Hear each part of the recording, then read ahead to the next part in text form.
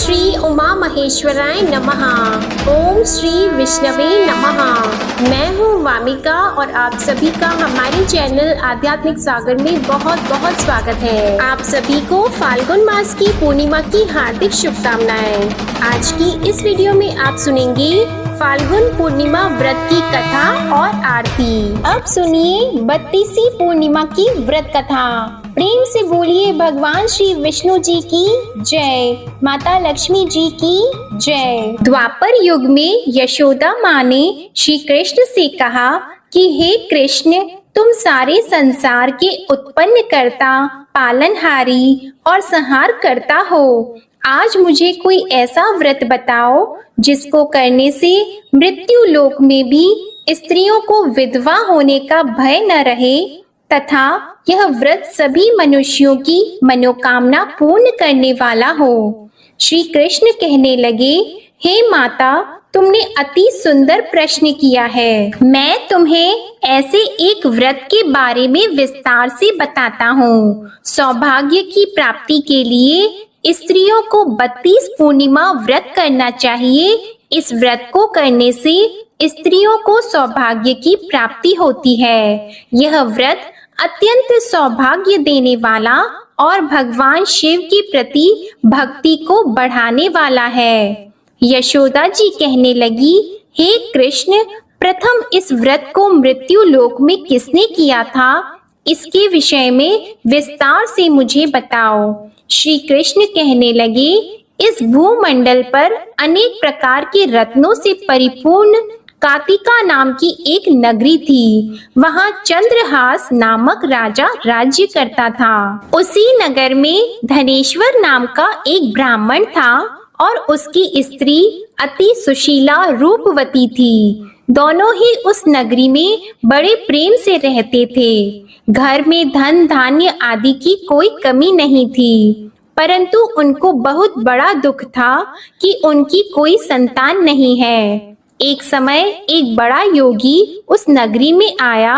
वह योगी उस ब्राह्मण के घर को छोड़कर अन्य सभी घरों से भिक्षा लेकर भोजन किया करता था। वह रूपवती से कभी भिक्षा नहीं लेता था। एक दिन वह योगी रूपवती से भिक्षा न लेकर किसी अन्य घर से भिक्षा लेकर गंगा किनारे जाकर भीक्षण को प्रेम पूर्वक ग्रहण करने लगा कि धनेश्वर ने योगी का यह सब कार्य देख लिया।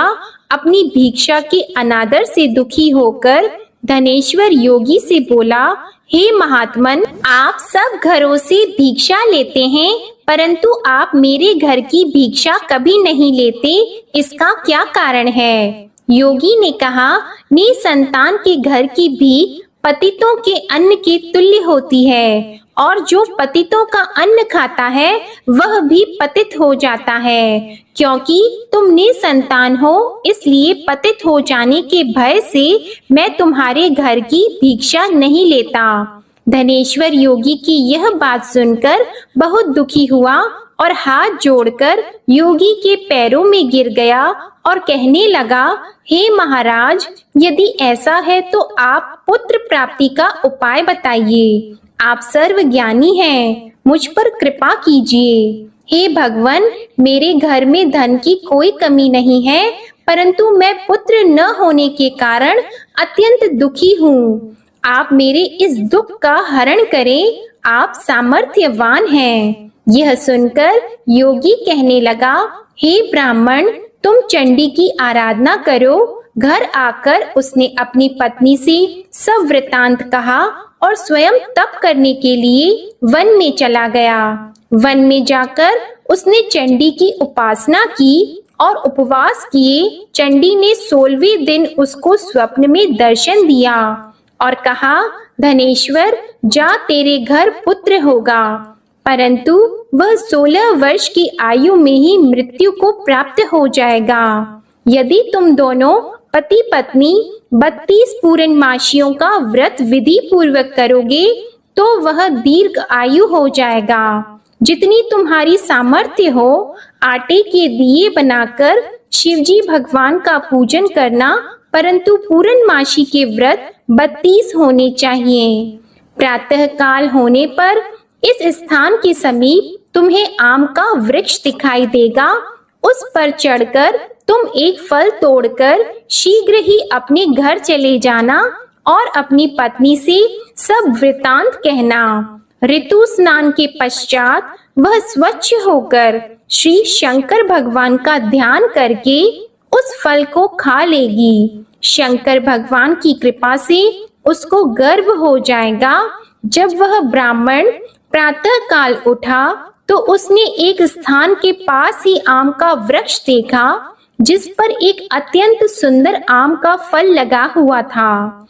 उस ब्राह्मण ने उस आम के वृक्ष पर चढ़कर फल को तोड़ने का प्रयत्न किया, परंतु वृक्ष पर कई बार प्रयत्न करने पर भी वह चढ़ नहीं पाया। तब उस ब्राह्मण को बहुत चिंता हुई। तब विघ्न विनाशक श्री गणेश भगवान की वंदना करने लगा। हे दयानिधि, अपने भक्तों के विघ्नों का नाश करके उनके मंगल कार्य को करने वाले, दुष्टों का नाश करने वाले, रिद्धि सिद्धि प्रदान करने वाले, आप मुझ पर कृपा करके इतना बल दें कि मैं अपने मनोरथ को पूरा कर सकूं। इस प्रकार गणेश जी की प्रार्थना करने पर उनकी कृपा से धनेश्वर वृक्ष पर चढ़ गया और उसने सुंदर आम के फल को तोड़ लिया। और घनेश्वर ने सोचा कि वरदान से फल मिला था वो यही है और कोई फल तो दिखाई नहीं दे रहा। धनेश्वर ब्राह्मण ने जल्दी से घर जाकर अपनी पत्नी को वह फल दे दिया और उसकी पत्नी ने अपने पति के कहे अनुसार उस फल को खा लिया और वह गर्भवती हो गई। देवी जी की असीम कृपा से उसे एक अत्यंत सुंदर पुत्र उत्पन्न हुआ जिसका नाम उन्होंने देवी दास रखा। माता पिता के हर्ष और शोक के साथ वह बालक शुक्ल पक्ष के चंद्रमा के भांति अपने पिता के घर में बड़ा होने लगा। माता भवानी की कृपा से वह बालक बहुत ही सुंदर, सुशील, विद्या पढ़ने में बहुत ही निपुण हो गया। दुर्गा जी की आज्ञा अनुसार उसकी माता ने 32 पूर्णमासी का व्रत रखना आरंभ कर दिया जिससे उसका पुत्र बड़ी आयु वाला हो जाए। 16वां वर्ष लगते ही देवी दास के माता पिता को बड़ी चिंता हो गई कि कहीं उनके पुत्र की इस वर्ष मृत्यु न हो जाए। इसलिए उन्होंने अपने मन में विचार किया कि यदि यह दुर्घटना उनके सामने हो गई तो वे कैसे सहन करेंगे। इसलिए उन्होंने देवी दास के मामा को बुलाया और कहा, हमारी एक बहुत बड़ी इच्छा है कि देवी दास 1 वर्ष तक काशी में जाकर विद्या अध्ययन करे और उसको अकेला भी नहीं छोड़ना चाहिए। इसलिए साथ में आप चले जाएं और 1 वर्ष के पश्चात इसको वापस ले आना। सब प्रबंध करके उसके माता पिता ने काशी जाने के लिए देवी दास को एक घोड़े पर बिठाकर उसके मामा के साथ भेज दिया, परंतु यह बात उसके मामा या किसी और से नहीं बताई। धनेश्वर तथा उसकी पत्नी ने अपने पुत्र की मंगल कामना तथा दीर्घ आयु के लिए भगवती दुर्गा की आराधना और पूर्णमासियों का व्रत करना आरंभ कर दिया। इस प्रकार बराबर 32 पूर्णमासी के व्रत को उन्होंने पूरा किया। कुछ समय पश्चात एक दिन वह मामा और भांजा मार्ग में रात बिताने के लिए किसी गांव में ठहरे हुए थे। उस दिन उस गांव में ब्राह्मण की अत्यंत सुंदर, सुशीला और गुणवती कन्या का विवाह हो रहा था। जिस धर्मशाला के अंदर वर और उसकी बारात ठहरी हुई थी, उसी धर्मशाला में देवी दास और उसके मामा भी ठहरे हुए थे। संयोगवश कन्या को तेल आदि चढ़ाकर मंडप आदि का कार्य किया गया तो लग्न के समय वर को धनुर्वात हो गया। इसलिए वर के पिता ने अपने कुटुंबियों से विमर्श करके निश्चय किया कि यह देवी दास मेरे पुत्र जैसा ही सुंदर है, मैं इसके साथ ही लग्न करवा दूं और बाद में विवाह के अन्य कार्य मेरे लड़के के साथ हो जाएंगे। ऐसा सोचकर देवीदास के मामा से जाकर बोला कि तुम थोड़ी देर के लिए अपना भांजा हमें दे दो, जिससे विवाह के लग्न का सब कार्य सुचारू रूप से हो सके। तब देवीदास का मामा कहने लगा, जो कुछ भी वधू पक्ष से कन्यादान के समय वर को मिले वह सब हमें दे दिया जाए, तो मेरा भांजा इस बारात का दूल्हा बन जाएगा। यह बात वर के पिता ने स्वीकार कर लेने पर उसने अपना भांजा वर बनने के लिए भेज दिया और उसके साथ सब विवाह कार्य विधि पूर्वक संपन्न हो गए। पत्नी के साथ वह भोजन करने के पश्चात बहुत उदासीन और दुखी हो गया। उसने सब बातें जो वर के पिता और उसके मामा में हुई थी लड़की को बता दी। तब कन्या कहने लगी कि यह ब्रह्मा विवाह के विपरीत कैसे हो सकता है। देव, ब्राह्मण और अग्नि के सामने मैंने आपको ही अपना पति माना है, इसलिए आप ही मेरे पति हैं। मैं आपकी ही पत्नी रहूंगी, अन्य किसी की नहीं। देवीदास ने कहा, ऐसा मत करिए, क्योंकि मेरी आयु बहुत कम है। मेरे पश्चात आपकी क्या गति होगी, इन बातों को अच्छी तरह विचार कर लो। परंतु वह दृढ़ विचारों वाली लड़की थी। वह बोली, जो आपकी गति होगी वही मेरी गति होगी। प्रातः काल देवीदास ने अपनी पत्नी को 3 नागों से जड़ी हुई एक अंगूठी दी, एक रुमाल दिया और बोला, हे प्रिये, इसे लो और संकेत समझकर स्थिर चित्त हो जाओ। मेरा मरण और जीवन जानने के लिए एक पुष्प वाटिका बना लो। उसमें सुगंधी वाली एक नव मल्लिका लगाओ और उसको प्रतिदिन जल से सींचा करो और आनंद के साथ खेलो कूदो और उत्सव मनाओ। जिस समय और जिस दिन मेरा प्राणात होगा यह फूल सूख जाएंगे और जब यह फिर से हरे हो जाएं, तो समझ लेना मैं जीवित हूँ। यह बात निश्चय करके समझ लेना, इसमें कोई भी संशय नहीं है। इतना कहकर देवीदास वहां से चला गया और प्रातः काल होते ही वहां पर गाजे बाजे बजने लगे और जिस समय विवाह कार्य समाप्त करने के लिए वर तथा सब बाराती मंडप में आए, तो कन्या ने वर को भली प्रकार से देखकर अपने पिता से कहा, यह मेरा पति नहीं है। मेरा पति वही है जिसके साथ रात्रि में मेरा पानी ग्रहण हुआ था। इसके साथ मेरा विवाह नहीं हुआ है। यदि यह वही पुरुष है तो बताइए कि मैंने इसको क्या दिया।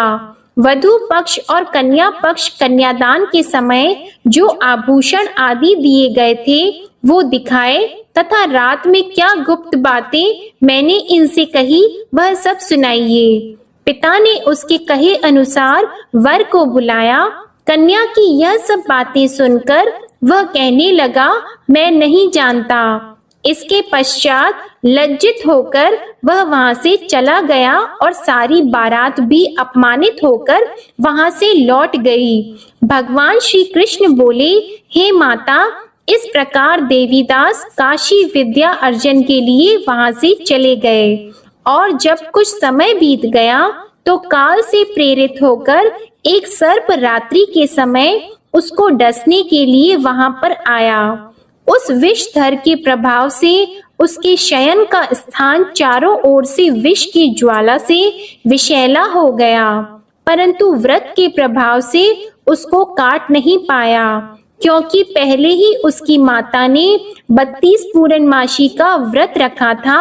इसके बाद मध्याह्न के समय स्वयं काल वहां आया और उसके शरीर से प्राणों को निकालने का प्रयत्न करने लगा, जिससे वह मूर्छित होकर पृथ्वी पर गिर गया। उसी समय माता पार्वती के साथ भगवान शंकर वहां आ गए। उसको मूर्छित दशा में देखकर माता पार्वती जी ने शंकर जी से प्रार्थना की, हे महाराज, इस बालक की माता ने पहले ही 32 पूर्णिमा का व्रत पूरा किया था, जिसके प्रभाव से आप इसको प्राण दान दें। माँ भवानी के कहने पर भक्त वत्सल भगवान शिव जी ने उसको प्राण दान दे दिया। इस व्रत के प्रभाव से काल को भी पीछे हटना पड़ा और देवीदास स्वस्थ होकर बैठ गया। उधर उसकी पत्नी उसके काल की परीक्षा किया करती थी। जब उसने देखा उस पुष्प वाटिका में पुष्प कुछ भी नहीं रहे तो उसको अत्यंत आश्चर्य हुआ, लेकिन जब वह जैसे ही हरी भरी हो गई तो वह जान गई कि अब उसका पति ठीक ठाक है, वह जीवित हो गया है। यह देखकर वह बहुत प्रसन्न हो उठी। अपने पिता से कहने लगी, पिताजी मेरे पति जीवित हैं, आप उनको ढूंढिए। जब 16वां वर्ष व्यतीत हो गया तो देवीदास भी अपनी मामा के साथ काशी से चल गया। इधर उसके ससुर उसको ढूंढने के लिए अपने घर से जाने ही वाले थे कि वे दोनों मामा भांजा वहां पर आ गए। उनको आया हुआ देखकर उनके ससुर को बड़ी प्रसन्नता हुई और वह उन्हें अपने घर ले गए। उस समय नगर के निवासी भी वहां इकट्ठे हो गए और सबने निश्चय किया कि अवश्य ही इसी बालक के साथ कन्या का विवाह हुआ था। उस बालक को कन्या ने जब देखा तो पहचान लिया कि यह तो वही है जो संकेत करके गया था। कुछ दिन बाद देवीदास ने अपनी पत्नी और मामा के साथ अपने ससुर के घर से बहुत सारे उपहार लेकर अपने माता पिता के घर गए। अपने गांव के निकट पहुंचने पर कई लोग उसके माता पिता को पहले ही खबर देने चले गए कि तुम्हारा पुत्र देवीदास अपनी पत्नी और मामा के सहित आ रहा है। ऐसा समाचार सुनकर माता पिता को विश्वास नहीं हुआ, परंतु जब और लोगों ने भी आकर यही बात उन्हें बताई तो उनको बड़ा आश्चर्य हुआ। लेकिन थोड़ी देर में देवीदास ने आकर अपने माता पिता के चरणों में अपना सर रखकर प्रणाम किया और उसकी पत्नी ने अपने सास ससुर के चरणों को स्पर्श किया तो माता पिता ने अपने पुत्र और पुत्र वधू को हृदय से लगा लिया और दोनों की आंखों में प्रेम अश्रु बहने लगे। अपने पुत्र और पुत्र वधू के आने की खुशी में धनेश्वर ने बड़ा ही भारी उत्सव किया और ब्राह्मणों को दान दक्षिणा देकर प्रसन्न किया। श्री कृष्ण भगवान कहने लगे, इस प्रकार धनेश्वर 32 पूर्णमासियों के व्रत के प्रभाव से पुत्रवान हो गया। जो भी स्त्रियां 32 पूर्णमासी के व्रत को करती है वे जन्म जन्मांतर में वैधव्य का दुख नहीं भोगती और सदैव सौभाग्यशाली रहती है। व्रत करने वाला चाहे स्त्री हो या पुरुष भगवान शंकर की कृपा से संसार के सकल आनंद भोगकर अंत में आवागमन रहित होकर शिव लोक को प्राप्त होता है। प्रेम से बोलिए श्री लक्ष्मी नारायण भगवान की जय, उमा महेश्वर भगवान की जय। अब सुनिए विष्णु भगवान की आरती। जय जगदीश हरे स्वामी, जय जगदीश हरे। भक्त जनों के संकट क्षण में दूर करे। ओम जय जगदीश हरे। जो ध्यावे फल पावे, दुख बिन से मन का। सुख संपत्ति घर आवे, कष्ट मिटे तन का। ओम जय जगदीश हरे। मात पिता तुम मेरी, शरण गहूं किसकी। तुम बिन और न दूजा, आस करूं जिसकी। ओम जय जगदीश हरे। तुम पूर्ण परमात्मा, तुम अंतर्यामी। पार ब्रह्म परमेश्वर, तुम सबके स्वामी। ओम जय जगदीश हरे। तुम करुणा के सागर, तुम पालन करता। मैं मूर्ख खल कामी, कृपा करो भरता। ओम जय जगदीश हरे। तुम हो एक अगोचर, सबके प्राणपति। किस विधि मिलूं दयामय, तुमको मैं कुमति। ओम जय जगदीश हरे, दीन बंधु दुख हरता, तुम ठाकुर मेरे, अपने हाथ उठाओ, द्वार पड़ा तेरे। ओम जय जगदीश हरे, विषय विकार मिटाओ, पाप हरो देवा, श्रद्धा भक्ति बढ़ाओ, संतन की सेवा। ओम जय जगदीश हरे, तन मन धन और संपत्ति सब कुछ है तेरा, तेरा तुझको अर्पण क्या लागे मेरा।